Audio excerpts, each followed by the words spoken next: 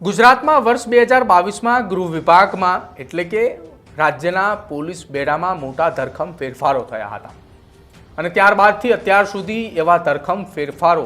હજુ સુધી જોવા નથી મળ્યા છે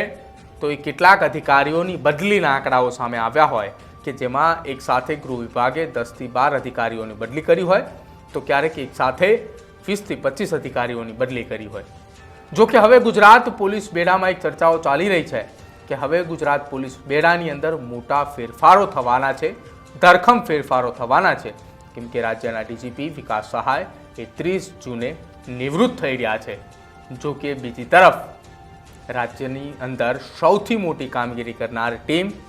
એસએમસીમાં પણ મોટા ફેરફાર થાય તો નવાય નહીં, કેમ કે તેમાં પણ કેટલાક અધિકારીઓ નિવૃત્ત થઈ રહ્યા છે। નમસ્કાર, આપ જોઈ રહ્યા છો ન્યૂઝ રૂમ ને આપની સાથે હું છું પ્રદીપ। ગુજરાતમાં પોલીસ બેડામાં ચાલુ વર્ષે 5 આઈપીએસ અધિકારીઓએ નિવૃત્ત થઈ રહ્યા છે। જો કે બીજી તરફ ડીવાયએસપી અને એસીપી કક્ષાના અમુક અધિકારીઓએ નિવૃત્ત થઈ રહ્યા છે, જેને લઈને રાજ્યના પોલીસ બેડામાં એ ચર્ચા ચાલી રહી છે કે ગુજરાત કેડરના આઈપીએસ અધિકારીઓ જે દિલ્હી ખાતે ફરજ બજાવી રહ્યા છે તેમાંથી કોઈ અધિકારીઓને પરત બોલાવવામાં આવે, પરંતુ શક્યતા એ જો અને તો પર છે। બીજી તરફ ગુજરાતની વાત કરવામાં આવે તો રાજ્યના પોલીસ વડા ડીજીપી વિકાસ સહાય એ આગામી 30 જૂને નિવૃત્ત થઈ રહ્યા છે, પરંતુ ગૃહ વિભાગમાં એક એવી પણ ચર્ચા ચાલી રહી છે કે વિકાસ સહાય તેમના કાર્યકાળ દરમિયાન તેમની સાફ છબી નિર્વિવાદિત અને દરેક કેસમાં યોગ્ય તપાસના કારણે કદાચ તેમને સરકાર એક્સટેન્શન પણ આપી શકે છે। જો કે હાલમાં રાજ્યના ડીજીપી તરીકે તેમની જગ્યાએ ચર્ચિત નામોમાં નવા ડીજીપી તરીકે અમદાવાદ શહેર પોલીસ કમિશનર GS મલિક તેમજ જેલોના વડા ડોક્ટર KLN રાવ, આ બે નામોની ચર્ચા એ પૂરજોશની અંદર રાજ્યના પોલીસ બેડાની અંદર ચાલી રહી છે।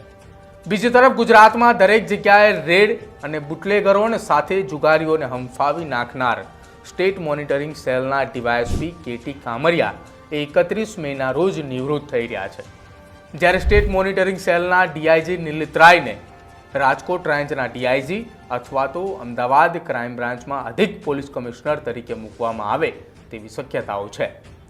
જ્યારે ગુજરાતમાં જુગાર તેમજ અન્ય ગેરકાયદેસર પ્રવૃત્તિઓને ડામવાની જવાબદારી સ્ટેટ મોનિટરિંગ સેલના સિરે છે। જો કે તેમાં પણ સ્ટેટ મોનિટરિંગ સેલના ડીવાયએસપી KT કામરિયા અને ડીઆઈજી નિલિત રાય પણ સાફ છબી ધરાવે છે ને જેના કારણે છેલ્લા 3 વર્ષની અંદર સ્ટેટ મોનિટરિંગ સેલની કમાનમાં આ બંને અધિકારીઓના હાથમાં જ છે અને વિકાસ સહાય, નિલિત રાય અને KT કામરિયા બાદ સ્ટેટ મોનિટરિંગ સેલની કમાન્ડ હવે કોના સિરે જાય છે, કોના હાથમાં જાય છે તેની ચર્ચા પણ ગુજરાત પોલીસ બેડાની અંદર ખૂબ ચાલી રહી છે। જો કે ગુજરાત પોલીસ બેડામાં જાતપાતની ચર્ચાઓ એ ચાલી રહી છે કે KT કામરિયાની જગ્યાએ સ્ટેટ મોનિટરિંગ સેલમાં પોસ્ટિંગ માટે કયા અધિકારીને મૂકવામાં આવે। જો કે બીજી તરફ એ પોલીસ બેડામાં એ પણ ચર્ચા ચાલી રહી છે કે તેમની જગ્યા પર રાજકીય પીઠબળ ધરાવતા ગુજરાતના લગભગ 10 કરતાં વધારે એ ડીવાયએસપી કક્ષાના અધિકારીઓએ લોબિંગ શરૂ કર્યું છે કે એ પોસ્ટિંગ પર અમારે જવું છે અને રાજકીય વગ એ ધરાવતા હોવાના કારણે ગૃહ વિભાગની અંદર એ પોતાની ભલામણો કરાવી રહ્યા છે। જો કે તેમાંથી હવે કોણ એ બાજી મારી જાય છે તે આગામી સમયમાં જોવાનું રહેશે। જો કે સરકારે KT કામરિયાને પણ એક્સટેન્શન આપવા માટે વિચારી રહી છે, કેમ કે એ ચર્ચા એ ગાંધીનગર પોલીસ બેડાની અંદર ચાલી રહી છે કે એસએમસીની અંદર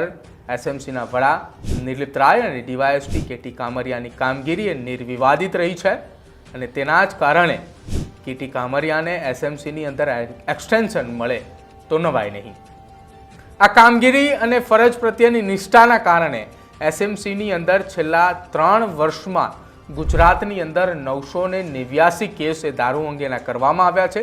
જેમાં 61.28 કરોડનો દારૂ પકડાયો છે,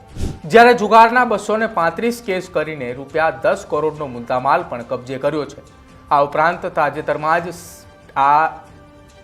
સેલ દ્વારા ગુજસીકોટના હેઠળ 2 ગુના નોંધીને કુલ 10 આરોપીઓની ધરપકડ કરી હતી। ગુજરાત પોલીસ બેડામાં ચર્ચાઈ રહેલી આ ચર્ચાએ અત્યારે ખૂબ વેગ પકડ્યો છે કે ગુજરાતના નવા ડીજીપી તરીકે કોણ, અને સાથે જ ગુજરાતની અંદર હવે જે મોટા ધરખમ ફેરફારો થઈ રહ્યા છે અને સાથે જ આઈપીએસ અધિકારીઓની પણ મોટા પાયે બદલીની જે ચર્ચાઓ ચાલી રહી છે એ ચર્ચાઓ હવે કેટલી વેગવંતી બની રહી છે, કેમ કે આ ચર્ચાઓના કારણે ગુજરાતના અલગ અલગ જિલ્લાઓના પોલીસ વડા તરીકે, રેન્જ તરીકે અત્યારે રાજકીય લેવલે એક લોબિંગ શરૂ થયા હોવાની ચર્ચા એ ગાંધીનગરમાં ચાલી રહી છે. ત્યારે આ ચર્ચાને લઈને તમારું શું માનવું છે તે ખાસ અમારા કમેન્ટ બોક્સમાં જરૂર જણાવજો. અને એસએમસીની કમાન એ કેવા અધિકારીના શિરે હોવી જોઈએ એ પણ અમારા કમેન્ટ સેક્શનમાં ખાસ જણાવજો. જોતા રહેજો ન્યૂઝરૂમ. નમસ્કાર.